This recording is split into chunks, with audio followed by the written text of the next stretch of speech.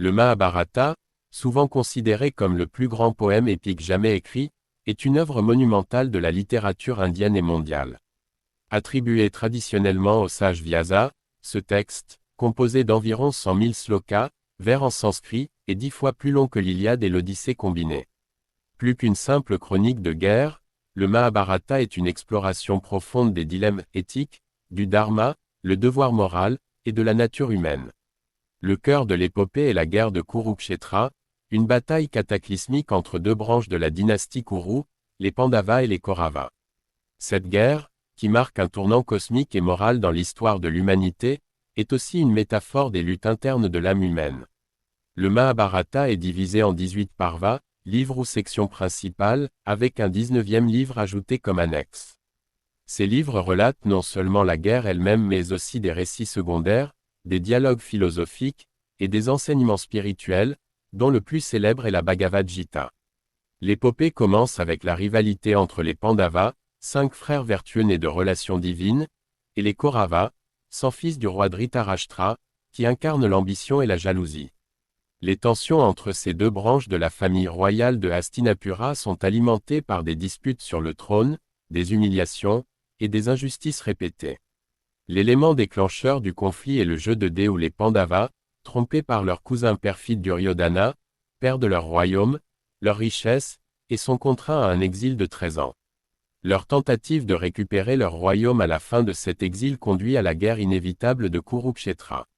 La bataille de Kurukshetra, qui dure 18 jours, oppose deux immenses armées dirigées par les héros légendaires de l'époque. Chaque journée de la bataille est marquée par des événements décisifs, des alliances, et des sacrifices héroïques. Le grand-père des Pandavas et des Kauravas, Bhishma, est choisi comme le premier commandant des forces Kauravas. Bien qu'il aime les Pandavas, son devoir envers le trône l'oblige à se battre pour Duryodhana. Bhishma, invincible, inflige des pertes massives aux Pandavas, mais il refuse de tuer aucun des 5 frères. Le 10e jour, Arjuna, le plus grand archer des Pandavas, aidé par Shikandi, la réincarnation d'une femme que Bhishma avait autrefois offensée, parvient à abattre Bhishma, qui tombe mais reste en vie sur un lit de flèches. Après Bhishma, le maître d'armes Drona prend le commandement des Kauravas. Il est un guerrier redoutable mais vulnérable à l'amour pour son fils, Ashwatthama. Krishna, l'avatar de Vishnu et le conseiller spirituel des Pandavas, orchestre une ruse pour semer le doute dans l'esprit de Drona. Les Pandavas annoncent faussement la mort d'Ashwatthama, et Drona, accablé par le chagrin, baisse sa garde. Il est tué par Drishtadyumna, le frère de Draupadi. Le commandement passe ensuite à Karna, le frère aîné des Pandavas, bien qu'il ne le sache pas. Karna, connu pour sa bravoure et sa générosité, est loyal envers Duryodhana et combat avec acharnement. Au 17e jour, Karna affronte Arjuna dans un duel épique. Bien que Karna soit un égal d'Arjuna en habileté, il est désavantagé par la malédiction qui l'empêche d'utiliser son char divin au moment crucial. Arjuna, encouragé par Krishna, tue Karna, marquant un tournant décisif. Le 18e jour, Ashwatthama, enragé par la mort de son père Drona, utilise une arme interdite, le Narayana Astra, et massacre les derniers guerriers des Pandavas pendant la nuit, y compris les fils de Draupadi. Les Kauravas sont finalement anéantis, et Duryodhana est tué par Bhima dans un duel. Krishna, incarnation de Vishnu, joue un rôle central dans l'épopée. Il refuse de se battre mais devient le cocher d'Arjuna, guidant les Pandavas avec sagesse et stratégie.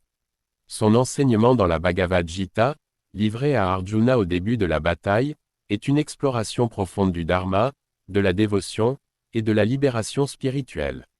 Arjuna est le plus grand guerrier des Pandavas, mais aussi un homme en proie à des dilemmes moraux. Ses doutes avant la bataille donnent lieu à la Bhagavad Gita, où Krishna lui enseigne l'importance d'agir sans attachement aux fruits de ses actions. Duryodhana, chef des Kauravas, incarne l'orgueil et l'ambition. Bien que souvent dépeint comme arrogant, il est également un personnage complexe, animé par un sens de l'injustice envers les Pandavas. Draupadi, femme commune aux 5 frères Pandavas, est une figure centrale de l'épopée.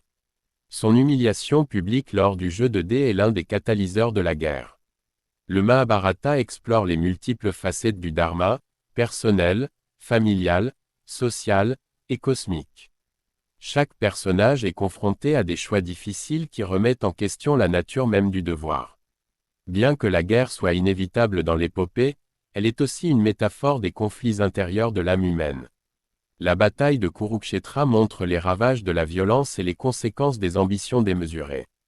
La Bhagavad Gita, insérée dans le Mahabharata, est une synthèse des philosophies de l'hindouisme, abordant le karma, le yoga, et la bhakti, dévotion. Le Mahabharata a influencé la culture, l'art, et la pensée dans toute l'Asie. Il reste un texte vivant, étudié et adapté dans des œuvres théâtrales, des films, et des récits modernes. Avec son envergure universelle, il continue d'inspirer des générations à travers le monde, explorant des questions éternelles sur la vie, la justice, et la vérité.